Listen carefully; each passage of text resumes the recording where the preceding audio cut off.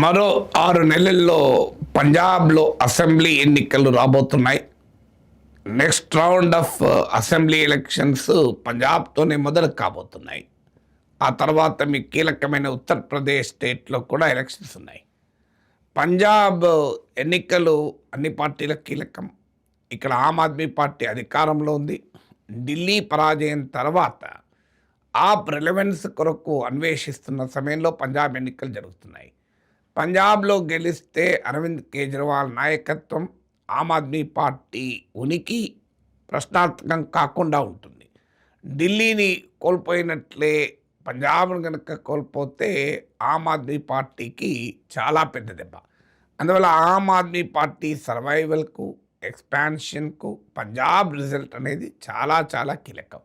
అందులోనూ ఇటీవల ఆమ్ ఆద్మీ పార్టీకి చెందిన ఎంపీలను రాఘవ్ చద్దా నాయక్తో సహా అనేక మంది ఎంపీలు బీజేపీ లాగేసుకుంది కనుక ఒక రకంగా ఆమ్ ఆద్మీ పార్టీకి ఇది ఒక టెస్టింగ్ టైమ్స్గా చెప్పవచ్చు. దేశంలో ఆమ్ ఆద్మీ పార్టీ అధికారంలో ఉన్న ఏకైక రాష్ట్రం పంజాబ్.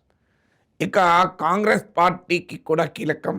ఎందుకంటే కాంగ్రెస్ పార్టీ అంటే సౌత్ ఇండియన్ ఫినామినాగా చెప్పబడుతోంది. ఎందుకంటే సౌత్లో తెలంగాణ, కర్ణాటక, కేరళ 3 రాష్ట్రాల్లో కాంగ్రెస్ స్వయంగా అధికారంలో ఉంది.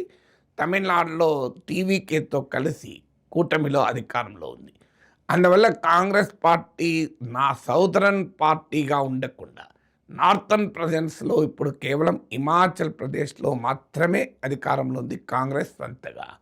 ఇక జార్ఖండ్లో కూటమిలో భాగంగా అధికారంలో ఉంది.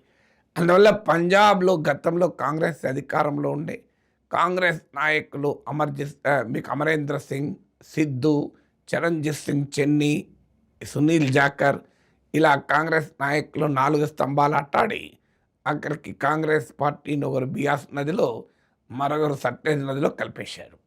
సో అలా అందులో నుంచి అమరేందర్ సింగ్ వెళ్ళిపోయారు బీజేపీలోకి, సునీల్ జాకర్ బీజేపీలోకి వెళ్ళిపోయారు. సో కాంగ్రెస్ పార్టీని ఓడించి ఆమ్ ఆద్మీ పార్టీ అధికారంలోకి వచ్చింది. ఢిల్లీలో అలాగే పంజాబ్లో కూడా అధికారంలోకి రావడానికి కాంగ్రెస్ ఓటమే కారణమైంది. అందుకే జాతీయ రాజకీయాల్లో బీజేపీకి వ్యతిరేకంగా కలిసి ఉన్న ఆమ్ ఆద్మీ పార్టీ కాంగ్రెస్ల మధ్య ఆ ఘర్షణ వాతావరణం అనివార్యంగా ఉంటుంది. ఈ రాష్ట్రాల అసెంబ్లీలలో ఎన్నికల్లో ప్రత్యర్థులు కావడం వల్ల. ఇక 3వ పార్టీ శిరోమణి అకాలీదళ్. ఈ పార్టీ తీవ్రమైన ఉనికి సమస్యలు ఎదుర్కొంటోంది. Existential challenges ఎదుర్కొంటోంది.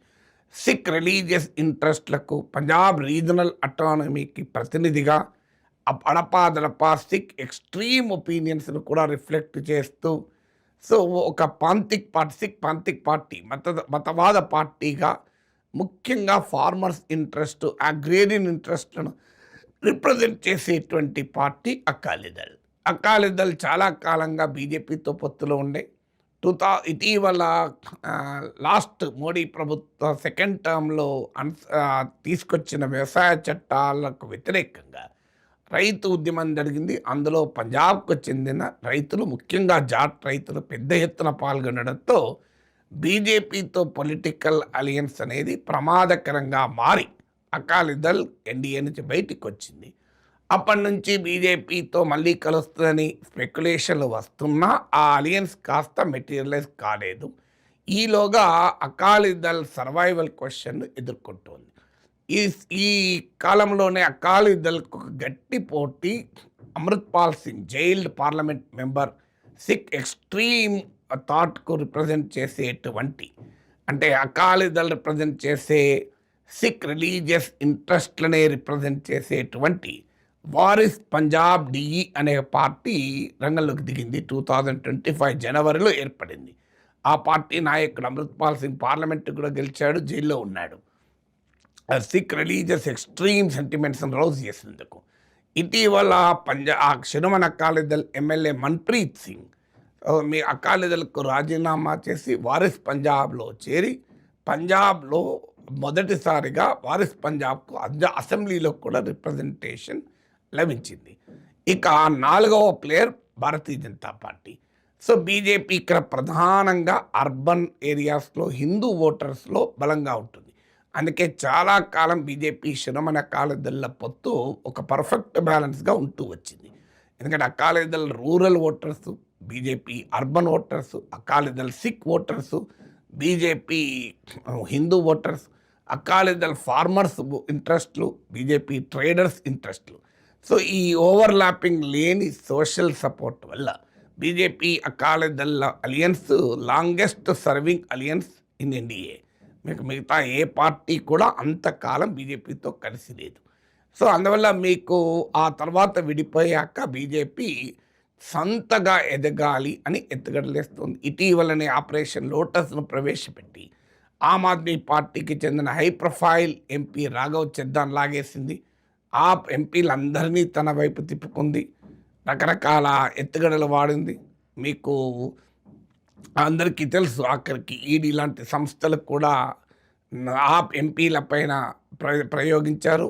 వెంటనే ఆప్ ఎంపీ ఆమ్ ఆద్మీ పార్టీ రాఘవ చెద్దా ప్లేస్‌లో పార్టీ అసెంబ్లీ పార్లమెంట్ రాజ్యసభలో డిప్యూటీ లీడర్‌గా పెట్టిన అతను ఈడీ దాడులతో వెంటనే ఆయనకు బీజేపీలో చేరిపోయాడు.